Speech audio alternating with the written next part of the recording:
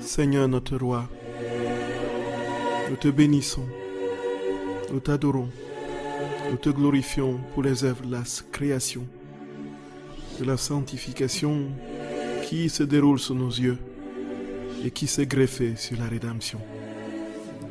Nous te bénissons, Seigneur, parce que plus que jamais, tu nous donnes de contempler cet amour immense que tu as gravé dans les interstices de tous les atomes qui ont constitué l'univers, les créatures animées et plus encore, l'homme que tu as façonné à ton image et à ta ressemblance pour qu'il te rende une parfaite gloire, une parfaite adoration.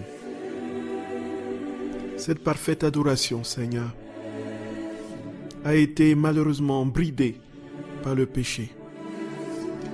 Et l'homme s'en est allé à la perdition, loin de ce paradis, de cet Éden dans lequel il était établi, où il partageait tout avec toi, la perfection de ta sainteté, de ta gloire, de ta lumière, de ton intelligence, de ta puissance, bref, la participation parfaite à ta divine volonté. Il s'en est soustrait, Seigneur. Il est devenu ce que nous sommes aujourd'hui. Des êtres incapables de stabilité, dans une inconstance chronique et continuelle. Un oui aujourd'hui et un non demain. Pourtant, Seigneur, tu n'as été qu'un oui parfait. Nous venons devant toi, notre roi d'amour, te supplier de nous accorder la grâce, de te dire à toi aussi un fiat parfait. Comme tu l'as dit à l'humanité, à toutes les créatures, ton fiat était toi-même, dans la manifestation pleine de ta splendeur, de ta gloire et de ta vie. Nous voici devant toi, Seigneur notre roi, et nous te supplions humblement, viens prendre possession de nos cœurs, de nos âmes. Viens établir ton royaume dans nos facultés. Viens établir ta présence dans tous nos actes. Viens, Seigneur, investir notre volonté. Viens investir notre mémoire. Viens investir notre intelligence. Viens, Jésus d'amour. Viens te recréer dans chacun de nos actes. Pour que nos actes soient des hosties vivantes qui se multiplient à travers les âges. Établissent tes guérisons, des réparations.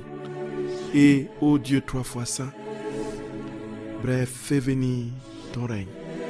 Gloria, Gloria, Gloria. Nous avons confiance en toi, Seigneur notre roi. À qui d'autre irons-nous? Tu as les paroles de la vie éternelle. Nous te manifestons aujourd'hui plus que jamais notre désir de correspondre à ce projet. Seigneur, nous t'en supplions. Transforme-nous en toi. Transforme-nous en toi, Jésus. Transforme-nous en toi, notre roi, notre maître. Transforme-nous en toi. Brûle-nous, Seigneur. Brûle-nous, consume-nous. Consume-nous de toi, Jésus. Consume-nous de toi. Donne-nous, ô Dieu trois fois saint, de nous établir à ta table trinitaire et de participer à tous tes attributs en vivant de cette divine volonté ici sur terre. Nous voulons nous aussi, Seigneur, entrer dans cette béatitude que tu ne promets pas seulement après la mort, où tu dis que le plus important, c'est de le vivre ici-bas. Ô Dieu trois fois saint, nous voulons le vivre ici-bas. Nous voulons vivre ton ciel. Jésus d'amour, recrée ton Éden céleste dans nos âmes. Et accorde-nous, ô Dieu trois fois saint, de te voir. Donne-nous de te voir. Nous voulons te voir, Jésus d'amour. Nous voulons te voir marcher en nous. Nous voulons te voir parler en nous. Nous voulons te voir écouter en nous. Nous voulons te voir et regarder en nous. Nous voulons te voir prier en nous. Nous voulons te voir manger en nous. Nous voulons te voir respirer en nous. Nous voulons entendre ton cœur battre dans nos cœurs. Et nous voulons entendre ton sang circuler dans notre sang. Jésus d'amour, nous t'aimons, Seigneur notre roi. Nous t'aimons, Jésus. Nous t'aimons, notre roi. Nous t'aimons. Nous t'aimons, Dieu d'amour. Nous t'aimons, Seigneur. Nous t'aimons. Seigneur notre roi, merci, merci, merci notre Seigneur Jésus. Merci notre roi d'amour. Merci Jésus d'amour. Merci, merci, merci pour tout ce que tu fais maintenant tout ce que tu feras demain, tout ce que tu feras dans les temps d'éternité sans fin, où tu feras encore profiter aux âmes de tous les temps, de ta vie que nous espérons couleront de nos balbutiements ce soir. Et Jésus, et de nos écoutes ce soir, puisque nous voulons écouter ta parole et te dire, Seigneur, nous sommes prêts à nous laisser consumer par toi. Oui, brûle-nous, Jésus, brûle-nous. Encore une fois, nous t'en supplions, brûle-nous de toi, Jésus d'amour. Brûle-nous, Seigneur, notre roi. Brûle-nous, Jésus, brûle-nous. Gloria, Gloria. Béni sois-tu, Seigneur. Béni sois-tu. Béni sois-tu, Jésus. Frères et sœurs d'amour, je vous salue de tout mon cœur et je vous souhaite la bienvenue sur la radio de la Divine Volonté, la radio de l'association française Luisa Picaretta. Frères et sœurs de mon cœur, soyez bénis. Je vous aime de tout mon cœur, dans le cœur de Jésus, naturellement. Et je tenais à vous le dire, frères et sœurs d'amour, Jésus nous dit que la seule réalité qui compte, c'est l'amour. Et que si le je t'aime a une puissance inimaginable, incontrôlable.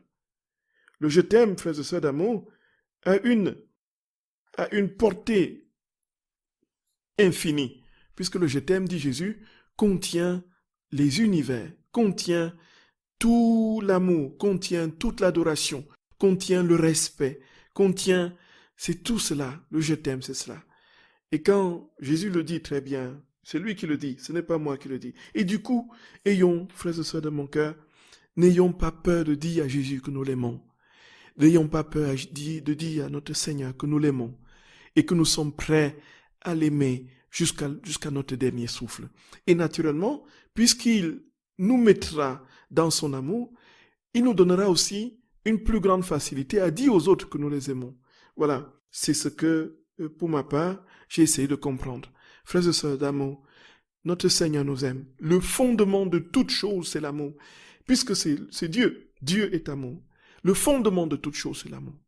Nous sommes ici au cœur de ce qu'il y a de plus indépassable. Il n'y a rien qui puisse, frères et sœurs d'amour, changer cette vérité. L'essence de Dieu, c'est l'amour. Et ici, plus que jamais, disons-le nous, frères et sœurs bien-aimés, nous sommes aimés du Seigneur. Nous sommes aimés. Nous sommes aimés. Et comment se manifester cet amour? Frères et sœurs de mon cœur, Gloria, Gloria, Gloria, que le nom de notre Seigneur soit béni. Cet amour s'est manifesté par ce qu'il y a de plus abject, de plus incompréhensible pour notre intelligence. C'est la croix qui a signé cet amour de Dieu pour l'humanité. Et voici, frères et sœurs, le Seigneur dit que nos prédications sont vides. Les prédications des prêtres en chair n'ont aucune portée, parce qu'on ne fait plus allusion à cet amour infini qui a donné tout son sens, sa plénitude et son ampleur, son amplitude sur la croix de Golgotha. Jésus dit que ces prêtres ne prêchent plus la croix. Et donc c'est pourquoi leur sermon ne donne plus aucun fruit. Ils sont frères et sœurs d'amour. Du coup, je voudrais commencer cette petite causerie en disant que Jésus nous aime et en nous amenant, nous invitant à contempler l'immensité de cet amour sur la croix de Golgotha et que chacun, là où vous êtes, chacune là où vous êtes, ayez à cœur, frères et sœurs d'amour, dans cet instant, de contempler dans votre âme la croix de notre très saint Seigneur, sa passion. Allons-y, frères et sœurs d'amour. Disons, embrassons chacune de ses blessures, chacune les blessures de sa tête causées par la couronne d'épines, les clous qui ont transpercé ses mains. Embrassons ses mains, frères et sœurs d'amour, embrassons ses pieds, toutes les blessures de la flagellation, mettons notre je t'aime sur chacune des blessures, sur chaque égratignure. Et quel que soit ce que Jésus a vécu, frères et sœurs d'amour, comprenons qu'il nous le donne en partage en ce moment. Et entrons dans cet acte éternel et disons à Jésus, un grand je t'aime au nom de toutes les créatures, passées, présentes et futures. Un immense je t'aime, un immense je t'aime. Oui, Jésus, nous t'aimons, Seigneur. Nous t'aimons de tout notre cœur. Et que ta croix irrigue, le sang de ta croix irrigue ces instants que nous allons passer pour parler de toi, de la mortification. Et que chaque goutte de ce sang s'étende sur l'univers entier et sur tous les âges, passé, présent et futur, et sanctifie, purifie, transfigure et divinise toutes les créatures et tous les actes des créatures, pour que ton règne vienne, Seigneur, pour que ton règne vienne, et que ta volonté soit faite sur la terre comme au ciel. Amen. Frères et sœurs d'amour, je vous aime de tout mon cœur, dans le cœur de Jésus, notre unique Seigneur. Frères et sœurs bien-aimés, voici, nous allons continuer notre causerie, frères et sœurs d'amour, sur les mortifications. Nous sommes toujours au deuxième point. Nous avons commencé naturellement par le premier point à donner la définition que Jésus lui-même enseignait à Luisa de ce qu'est la mortification. Alors, il a dit que c'était, n'est-ce pas, la respiration de l'âme. Il a dit que c'était, n'est-ce pas, l'air que l'âme respire. Il nous a dit la dernière fois, frères et sœurs d'amour, dans le deuxième point, nous avons écouté bien de choses avant. Alors, nous nous posions la question dans ce deuxième point, quel est le but de la mortification? Pourquoi est-ce que le Seigneur exige la mortification? Et c'est toujours le livre du ciel qui nous répond. Alors, notre Seigneur dit que la mortification, que Dieu fait sa demeure dans les âmes. Ensuite, il dit que la providence accompagne tous ceux qui vivent la mortification, n'est-ce pas, partout, parce qu'ils ne manquent de rien, Dieu est toujours avec eux. Et nous avons aussi compris, frères et sœurs bien-aimés, que c'était le seul moyen d'accéder aux réalités surnaturelles et divines, comme Jésus lui-même le dit dans les passages que nous avons lus. Et la dernière fois, nous avons, frères et sœurs bien-aimés, lu et compris que le Seigneur prenait la métaphore de la musique.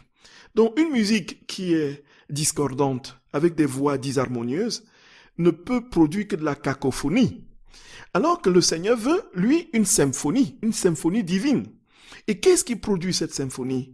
Ce n'est pas, frères et sœurs d'amour, le Seigneur, on pourrait l'entendre dire, on pourrait imaginer qu'il nous dirait que ce sont des envolées intellectuelles sur la divine volonté, que ce sont, n'est-ce pas, des connaissances que l'on manie avec aisance parce qu'on a fait philosophie ou parce qu'on a fait théologie ou parce que ceci, cela, qui nous donne une musique. Mais ici, Jésus dit, et ça nous a déroutés, il dit la seule manière d'être en harmonie, d'être dans la symphonie divine, donc c'est d'entrer dans cette grâce, la mortification. Et ceci, frères et sœurs, Jésus nous dit que c'est la musique de l'âme. Et c'est ce que nous avons commenté abondamment hier. Alors, voici, nous allons terminer et peut-être commencer le troisième point aujourd'hui. Nous allons terminer le deuxième point. Et, frères et sœurs d'amour, vraiment, ce que je dis, je ne le vis pas encore. Mais mon désir est de le vivre pleinement. Et c'est pourquoi nous devons nous soutenir dans la prière. Le temps est court, frères et sœurs d'amour. Le temps est court. Le Seigneur nous invite à prier, et à multiplier nos actes dans la divine volonté pour que son règne vienne. Plus que jamais, le moment est arrivé. Plus que jamais, ne perdons pas du temps. Ne perdons plus de temps, frères et sœurs d'amour. Ne perdons plus de temps. Là où vous êtes, autant que vous pouvez, multiplier, créer des horloges des 24 heures. Faites méditer, surtout en ce temps de carême. Créez, où que vous, des réseaux d'amis. Multipliez les horloges des 24 heures pour permettre au Seigneur de recevoir consolation, soutien et de sauver ce monde qui va en dérive. Frères et sœurs d'amour, je nous en supplie humblement, méditons la passion de notre Seigneur. Créons des chaînes, des horloges, sans discontinuer, autant que nous pouvons réunir 24 personnes pour méditer chaque jour 1 heure de la passion, faisons-le. L'association a deux grands pôles au nord et au sud, avec des centaines de personnes. Vous pouvez vous joindre à ces personnes-là, ou encore créer à votre niveau. Plus on priera, plus on consolera le cœur du Seigneur, plus, frères et sœurs bien-aimés, son règne adviendra. Et déjà nos vies seront transformées en fonction. Ça peut déjà être la mortification du carême. S'en tenir à la méditation régulière, soutenue des heures de la passion. Rien n'est impossible, frères et sœurs d'amour. il est possible d'obtenir la victoire sur toute cette lourdeur qui nous pousse et qui nous tire vers le bas. Ceci dit, frères et sœurs d'amour, terminons avec le deuxième point de la mortification. Jésus dit que nous ne pouvons pas acquérir la plénitude de la lumière de Dieu si nous ne nous mortifions pas. Comprenons le Seigneur, frères et sœurs d'amour. En fait, qu'est-ce qui se passe? Si nous avons compris que la rouille de l'âme, c'est le péché, et qui travaille justement à assombrir la lumière divine, au fur et à mesure que l'âme est décapée et que la rouille s'en va, qu'est-ce qui se passe? La lumière intérieure, où Dieu s'est élogé et est malheureusement étouffé par cette rouille, cette lumière va davantage progresser dans l'âme et nous serons toujours plus des luminophores, des luminoformes. Nous aurons la forme de la lumière et nous porterons la lumière divine en nous.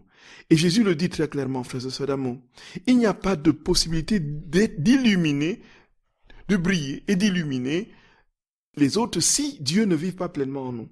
Et Jésus dit que la mortification aide donc à faire croître cette lumière en nous et que Dieu en nous irradie autour de nous, rayonne et ainsi, comme nous le savons, tout ce qui sortira de nous sera lui et va engranger toutes les âmes de tous les temps. C'est inouï, c'est inouï, c'est inouï, c'est inouï, frères et sœurs d'amour, c'est inouï, c'est inouï, c'est inouï.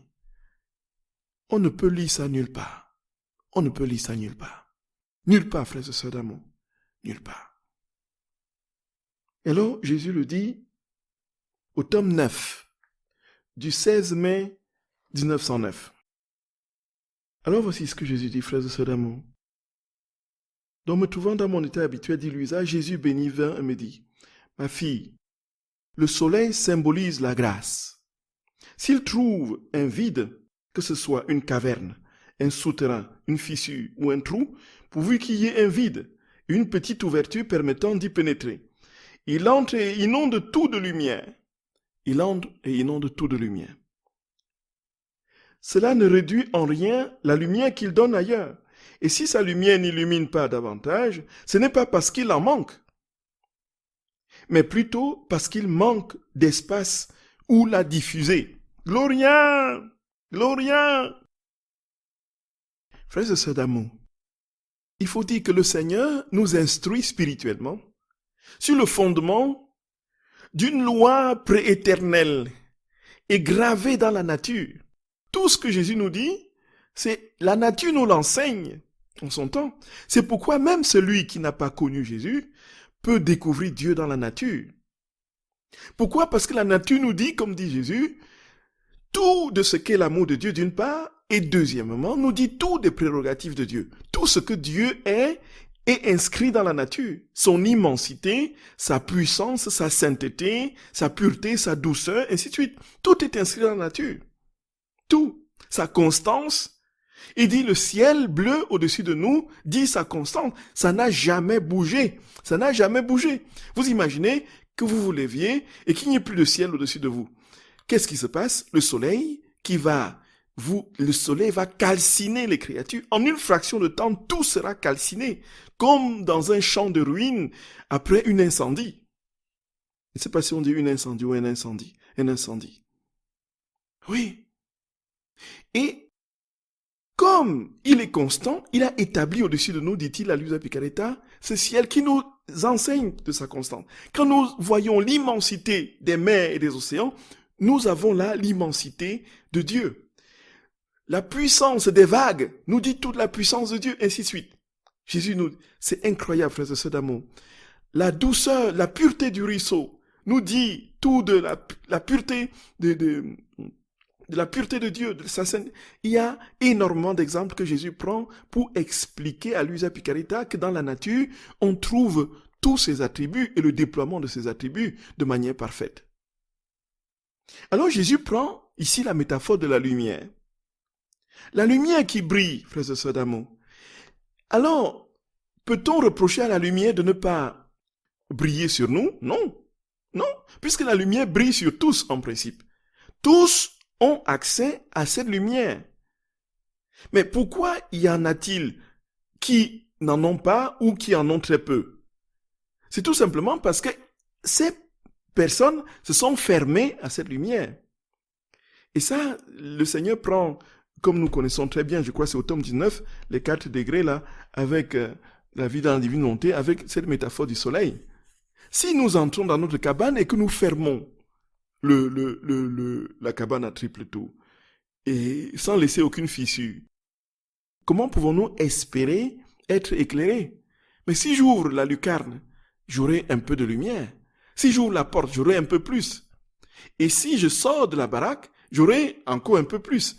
Et puis si je vais au zénith, j'aurai encore un peu plus. Et si je vais dans le soleil, je serai transformé en soleil. Voilà. Point final. Point final. Point final. Point final. Et Jésus dit, ce que je veux de toi, c'est que tu sois un soleil. Et alors, qu'est-ce qui t'empêche de ne pas être ce soleil? Ce n'est pas que je ne veux, c'est pas moi qui cache qui me voile à toi. C'est toi qui te voiles à moi. Et pour cela, il faut que tu décapes, que tu sortes de ta cabane, que tu laisses la lumière rentrer en toi de manière pleine et parfaite, sans aucune ombre. Sans aucune ombre. Et qu'est-ce qui va te permettre de laisser cette lumière rentrer en toi sans aucune ombre? C'est la mortification. C'est la mortification. Le but de la mortification définitive, c'est ça en fait. Vivre en Dieu pleinement et parfaitement. Et rien d'autre. Et Jésus continue, frères et sœurs d'amour. Il en va ainsi avec ma grâce. Plus qu'un soleil majestueux, elle enveloppe toutes les créatures de son rayonnement bénéfique. Cependant, elle n'entre que dans les cœurs où elle trouve un espace vide. Autant de vide elle trouve, autant de lumière elle fait pénétrer. Gloria! Cela veut dire quoi, très cher d'amour? Cela veut dire tout simplement que nous devons demander au Seigneur de faire le vide en nous. Encore une fois, la sainteté chrétienne, c'est une sainteté divine. La sainteté dans la divine volonté, c'est la sainteté de Dieu. Et rien d'autre. Jésus nous dit, je veux m'établir et vivre en toi. Laisse-moi toute la place, s'il te plaît. Et si tu ne la laisses pas, ne te plains pas que tu n'as pas de lumière. Ce n'est pas de ma faute. C'est parce que tu ne m'as pas laissé de place. Et alors, comment aurais-tu pu me laisser la place? Simplement en te vidant. Et nous comprenons ici que les formes inférieures de la mortification, qui sont la mortification des sens, n'ont pas une finalité en elles-mêmes. Nous ne nous mortifions pas physiquement parce qu'il faut faire des prouesses physiques. Dit après, on a jeûné tel nombre de jours, on s'est privé de ceci, on a été hurrah, on n'a pas mangé une seule brin de chocolat pendant tout le carême, ainsi de suite. Ce n'est pas cela. Quel est le but final?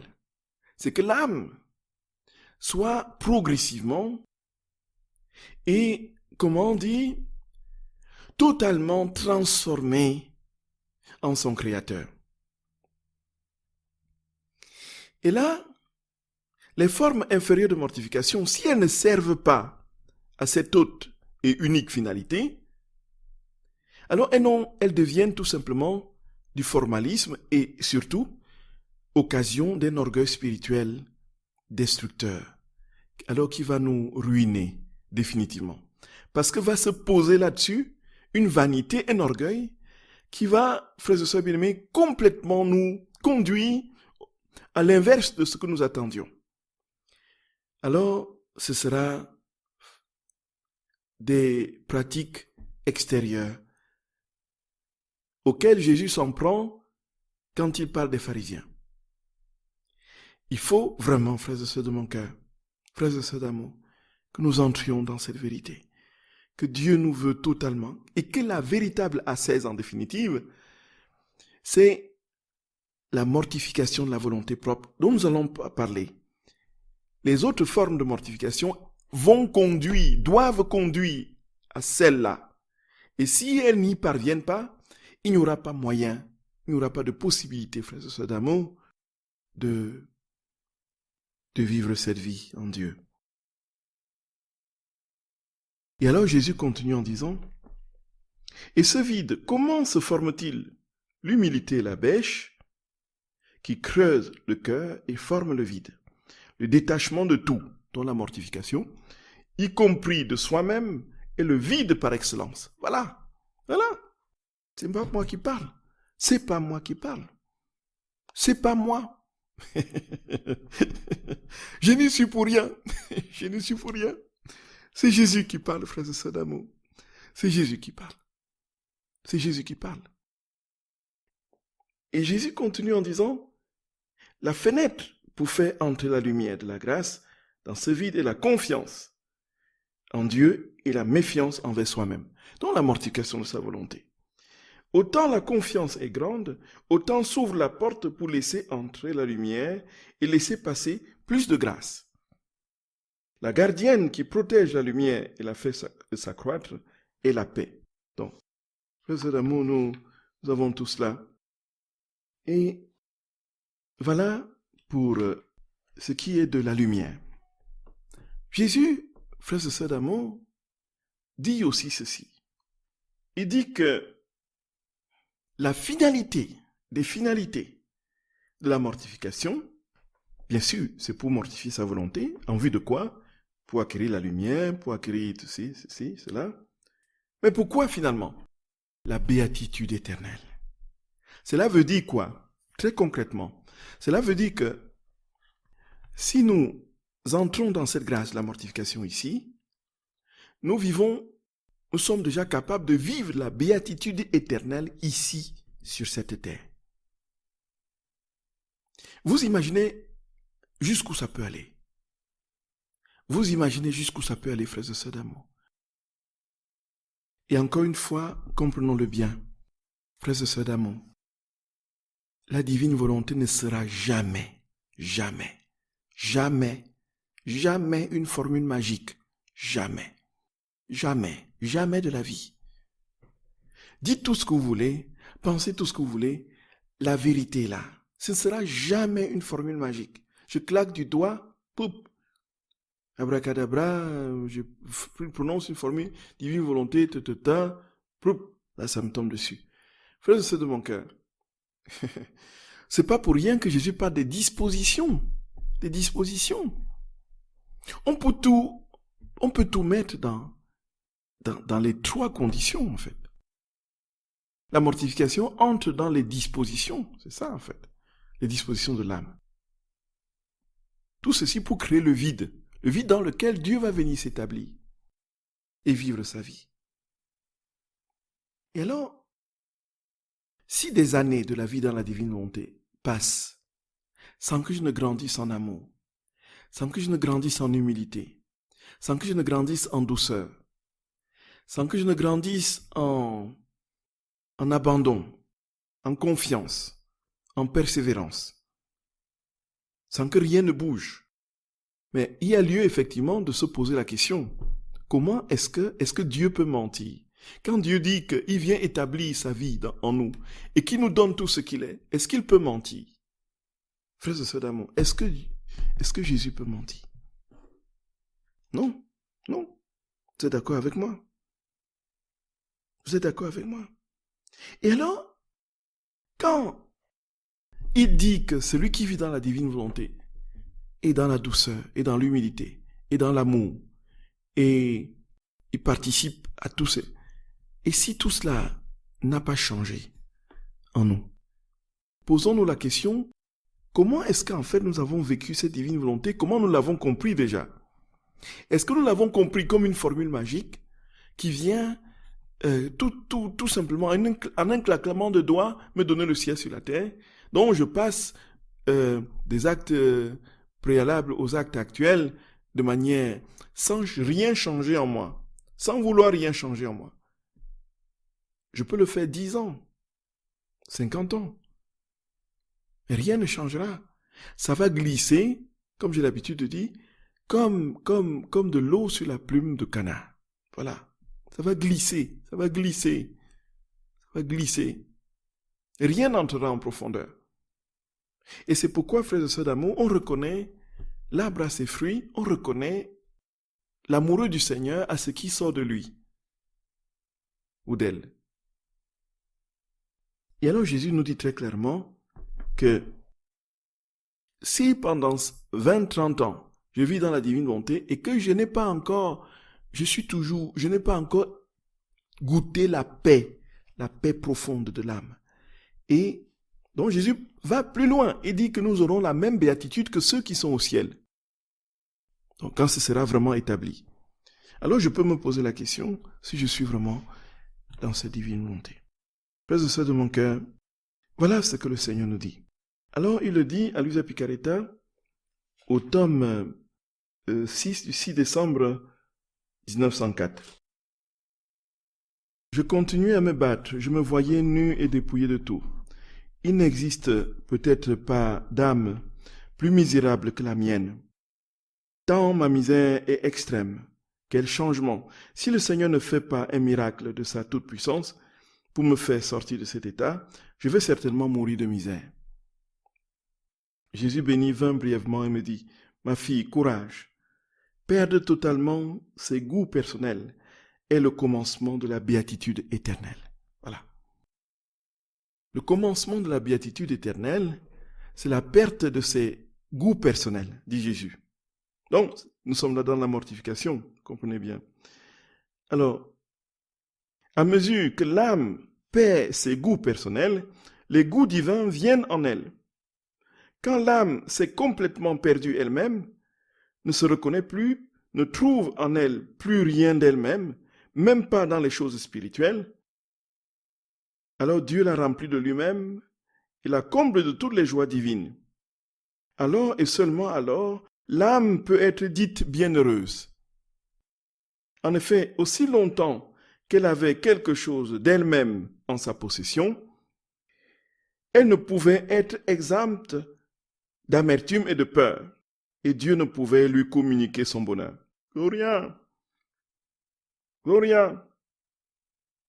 Et Jésus continue, frères et sœurs d'amour. Écoutons notre Seigneur d'amour. Toute âme arrivée au port de la béatitude éternelle doit nécessairement avoir vécu ce détachement.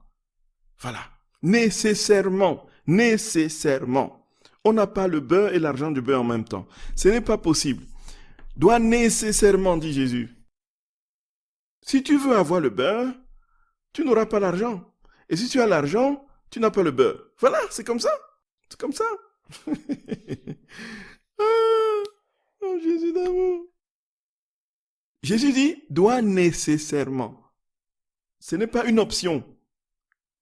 C'est une nécessité. Et il dit, doit nécessairement avoir vécu ce détachement.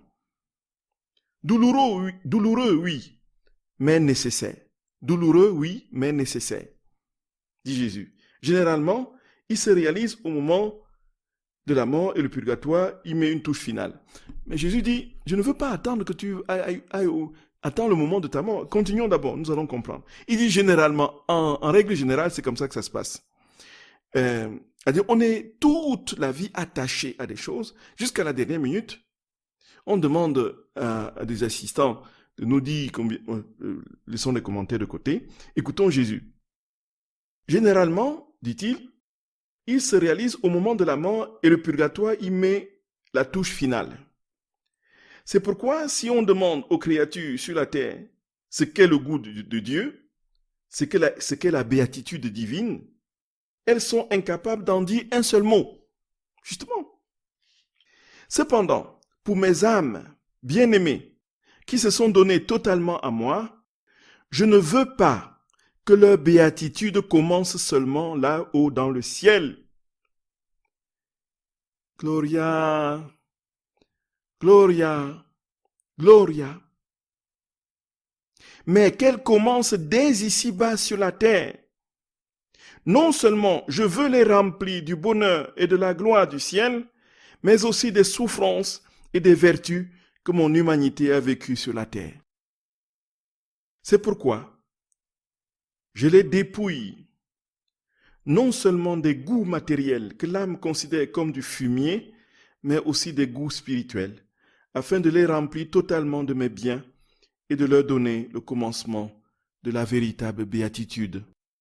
Frères et sœurs d'amour, quand on veut commenter un tel texte, on se rend compte qu'on va plutôt diminuer sa force et sa portée. Tout simplement parce que c'est au-delà de tout ce qu'on peut décrire. Jésus dit, pour paraphraser avec mes pauvres mots, qu'habituellement, quand on veut goûter la béatitude éternelle, on attend le moment de la mort. C'est-à-dire qu'il y a un absolu détachement nécessaire à faire pour goûter ça. Et que ce détachement, en règle générale, se fait après la mort. Qu'est-ce qu'on voit?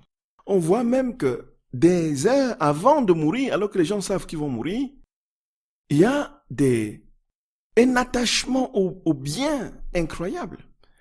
Il y a des personnes qui se renseignent encore pour savoir combien ils ont des comptes, combien est sur leur compte bancaire, alors qu'ils vont mourir. C'est incroyable. Et ils savent qu'ils vont mourir. Et ils sont encore, frères et sœurs d'amour, les exemples sont nombreux. Les exemples sont nombreux. Les exemples sont nombreux. Jésus dit, mais quand la mort arrive, vous êtes détaché naturellement, quoi que vous fassiez, vous êtes détaché. Mais ça ne suffit pas, il faut aller au purgatoire pour la touche finale. Parce que votre âme n'étant pas purifiée, il faut que cette purification se fasse. Et donc le purgatoire vient mettre la touche finale à ce détachement. Et alors seulement vous pouvez aller au ciel après. Mais Jésus dit, mais ce n'est pas ce que je veux pour vous. Pour mes enfants, je ne sais pas ce que je veux. Et tous ceux qui sont sur la terre, si on demande à quelqu'un, est-ce que vous avez déjà goûté Dieu? Est-ce que vous avez déjà vécu d'une manière profonde dans sa béatitude? Il n'y aurait pratiquement personne qui répondrait oui. Mais Jésus dit, mais en fait, je ne veux pas attendre que vous mouriez pour vous donner la béatitude éternelle. Je veux déjà l'établir dans votre âme ici-bas. Jésus dit, non seulement je veux les remplir du bonheur et de la gloire du ciel, mais aussi des souffrances et des vertus que mon humanité a vécues sur la terre. Il y aura la béatitude, mais il y aura les souffrances que l'humanité de Jésus a vécues sur la terre. Voyez, frères et sœurs d'amour, c'est inouï. C'est inouï, frères et sœurs d'amour. C'est inouï, inouï, inouï, inouï, inouï. Et alors, c'est pourquoi, dit Jésus, je les dépouille non seulement des goûts matériels, donc des attachements aux biens matériels, mais aussi des goûts spirituels. Donc, il y a des attachements aussi aux goûts spirituels quand Jésus va purifier l'âme de Luisa en la dégageant de toute sensation de sa présence, en lui donnant de comprendre que c'est la foi qui est plus importante que le fait de le sentir ou de le voir, et alors le laissant dans des sécheresses et des déserts parfois interminables pour Luisa, le Seigneur dit, je vous détache de tout pour que vous soyez complètement et parfaitement vide pour que je vienne vous remplir. Je vienne vous remplir. Et Jésus dit, pour terminer, afin de les remplir totalement de mes biens et de leur donner le commencement de la véritable béatitude. Gloria, béni sois-tu, Seigneur notre roi. Jésus d'amour, nous t'aimons, Seigneur notre roi. Oui, détache-nous, Seigneur. Détache-nous, Jésus, de tout. Et donne-nous de n'avoir que toi, Seigneur. De ne chercher que toi. De n'avoir qu'une seule envie, qu'un seul désir. Vivre et mourir pour toi, Seigneur. Oui, un seul désir, Jésus d'amour. T'en supplions, c'est tout ce que nous te demandons. Frères et sœurs d'amour, vous pouvez poser vos questions au numéro habituel. À tout à l'heure, frères et sœurs d'amour. À tout à l'heure.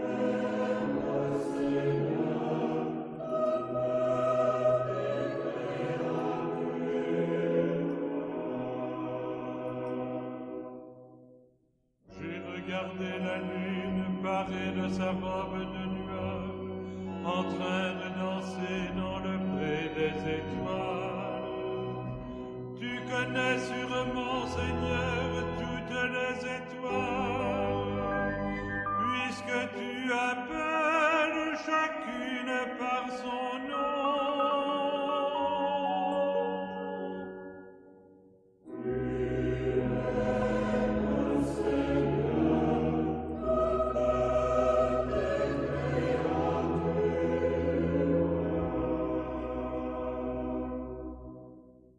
Chers frères et sœurs bien-aimés, vous êtes sur la radio de la Divine Volonté, la radio de l'Association française Luisa Picaretta, dont il y a des questions qui sont arrivées.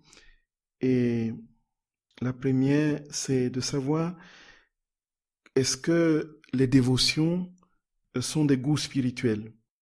Les dévotions, les neuvaines, est-ce qu'on peut les considérer comme étant des goûts spirituels? Disons, frères et sœurs d'amour, si notre Seigneur a dit « Je ne suis pas venu abolir mais accomplir », comprenons bien quel est le sens de l'accomplissement.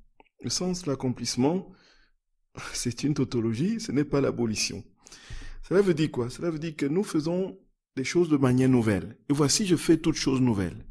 Jésus ne vient pas supprimer les choses anciennes, mais elles les font de manière nouvelle. Alors, quel est le but de ma neuvaine? Louisa a fait la neuvaine de Noël. Quel est le but de cette neuvaine? Quel était le but de cette neuvaine de Noël? C'était pour consoler le cœur de Jésus. C'était pour demander que son règne arrive sur la terre. C'était pour que les âmes se convertissent et soient touchées par son amour. Alors, si je fais des neuvaines, effectivement, dans ces buts-là, multiplions autant de neuvaines que nous voulons. Et déjà, Louisa, dans la neuvaine qu'elle a faite, elle le priait tous les jours systématiquement. Mais pourvu que ce soit dans l'intention de saisir tout l'univers, tous les âges, et de plonger l'humanité dans l'éternité de Dieu, dans sa divine volonté. Et alors, de ce point de vue, frères et sœurs d'amour, effectivement, nos neuvaines trouvent un resplendissement divin.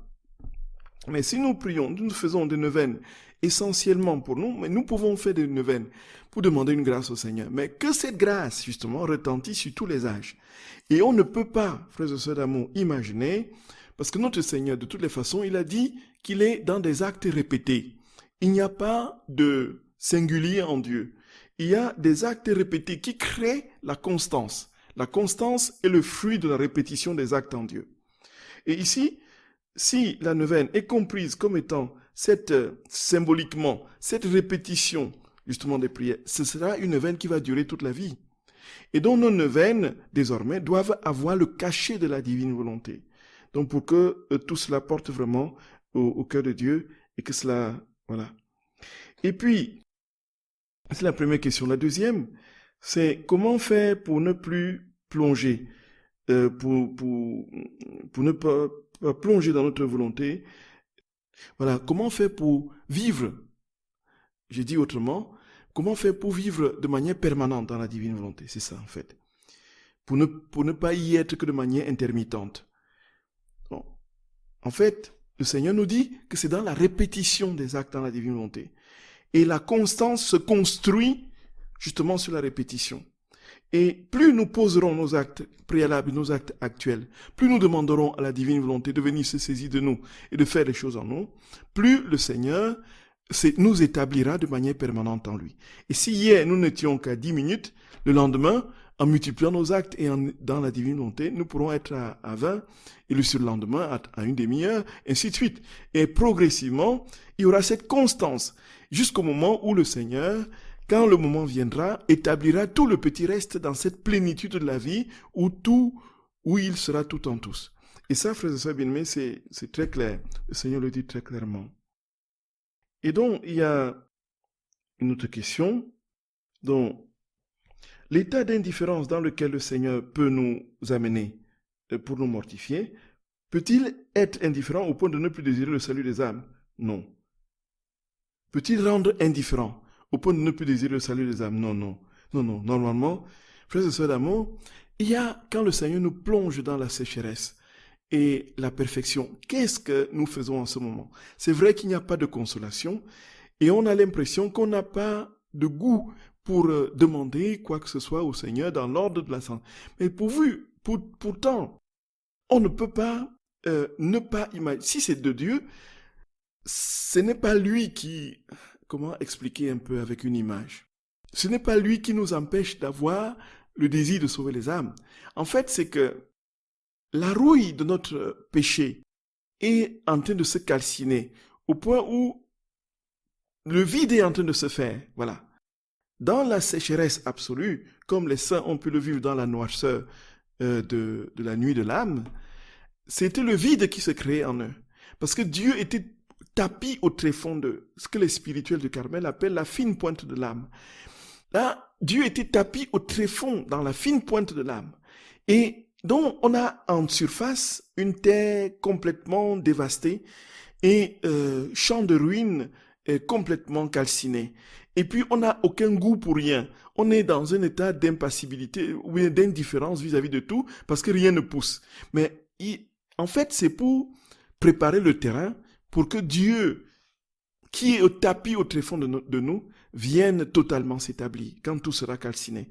Et au moment où tout est calciné, on a l'impression qu'on n'a plus de goût, que rien n'est indifférent. Et si ce sentiment perdure, là, du salut des âmes, là, il y a un problème. Parce que même quand c'est arrivé à Mère Teresa, elle avait, assez paradoxalement, dans l'activité, tout le contraire de ce qu'elle vivait intérieurement. Qu'est-ce qui l'a poussée à s'activer de manière aussi puissante à l'extérieur, alors qu'intérieurement, il n'y avait aucune flamme du désir pour l'y amener. C'est que Dieu était actif en elle, même si elle ne ressentait rien. Ici, donc, elle avait encore plus d'avantages. Malgré cette sécheresse, cet abandon, entre guillemets, de Dieu, elle avait une compassion pour les âmes absolument héroïque, comme nous le savons. Et elle distribuait les médailles miraculeuses à tour de bras. Et puis, voyez, c'est ça en fait. C'est ça en fait. Donc les âmes qui sont plongées dans cette nuit, ce n'est pas une indifférence qui les coupe de Dieu. Si je n'ai plus le désir de Dieu, ne fût-ce que dans l'intention, c'est que je suis presque coupé de lui. Voyez. Mais Dieu nous plonge dans la nuit, non pas pour nous couper de lui, mais pour nous remplir pleinement de lui, pour que l'espace se crée. Voilà, c'est ça en fait. Donc c'est un peu ce qu'on peut dire. Et puis, il y a une autre question. Quand on perd tout goût, toute envie ou tout besoin, sauf d'être avec ce qui concerne le ciel, bien sûr, est-ce que ça fait un pas, est-ce que ça fait pas un peu déprime? Donc, comme indifférent à ce qui se passe. Bon, dans le monde, sauf la souffrance des âmes, comment savoir si c'est Jésus qui nous a transformés ou si c'est nous qui sommes dans un état de complètement, qui sommes démoralisés sur ce monde? Voilà. Alors, frères et sœurs d'amour, en fait, si on perd tout goût des choses de ce monde et qu'on est complètement en Dieu, ce n'est pas possible de déprimer.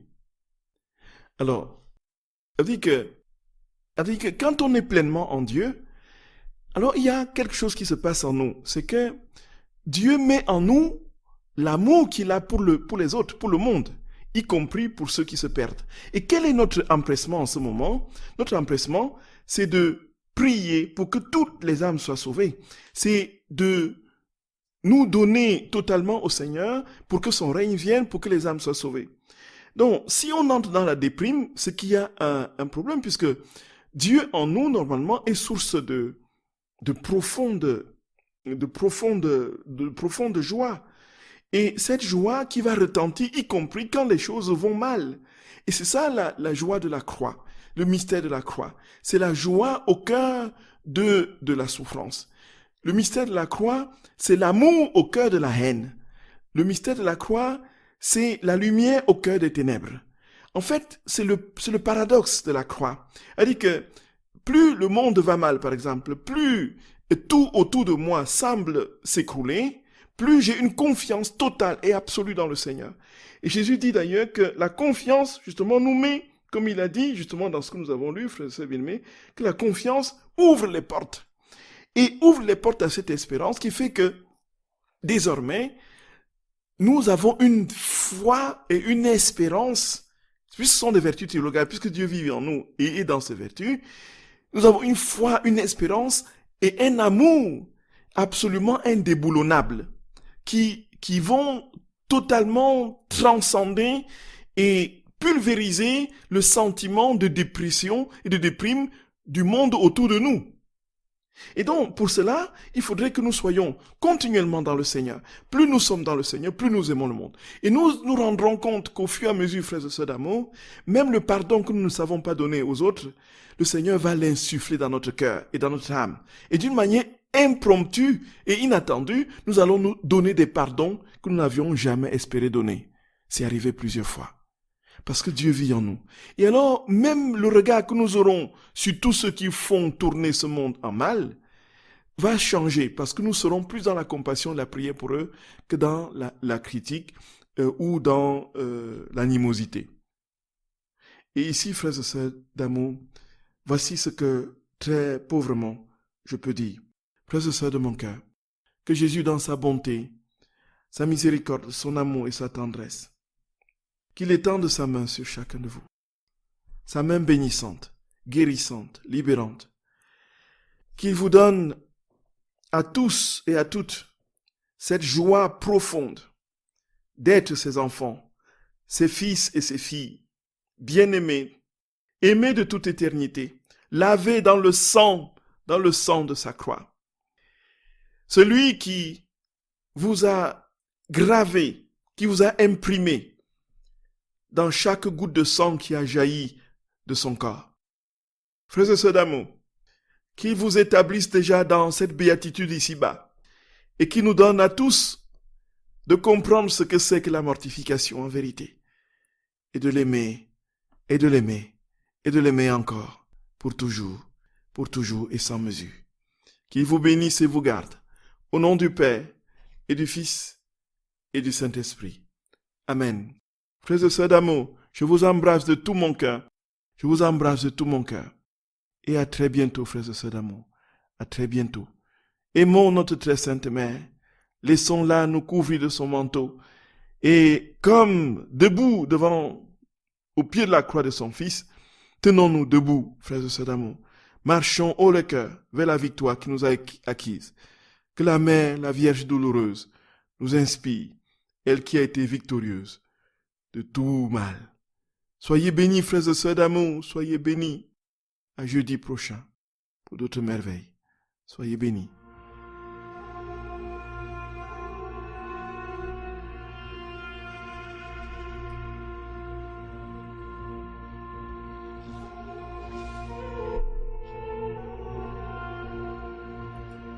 Ô reine des douleurs, le corps inerte de ton Fils est dans tes bras.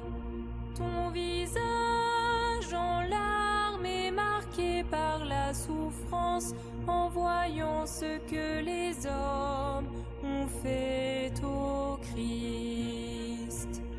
Jésus est mort, couronné d'épines, torturé par les coups, les fouets et les clous. Il est couvert de sang, de boue et de crachats. Tout ce que Jésus a subi, tu l'as vécu avec lui. Stabat Mater dolorosa,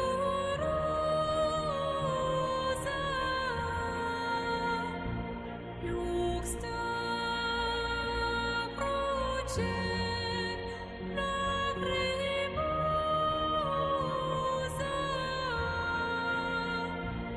tu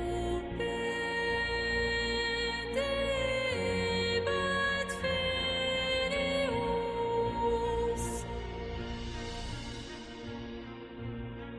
Ô Vierge Marie, accepte mon humble compagnie. Ensemble essuyons le sang, les crachats qui l'ont défiguré. Adorons ses plaies, son visage plein de majesté. Enfermons dans ses blessures toutes les âmes pour qu'avec Jésus elles puissent ressusciter. Sancta Mater Christus agas crucifixi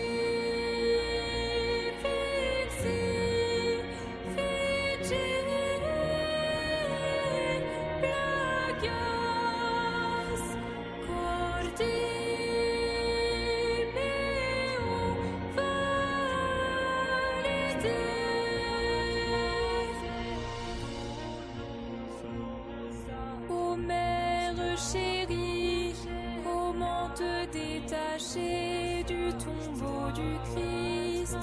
et pourtant il faut le refermer. La croix ne t'épargne pas, avec douleur tu t'écris. Elle me coûte trop les âmes, et moi, corps rédemptrice et mère, je les lis à toi aux croix. Lacrimosa tumpente bat filius, Sacrate uce,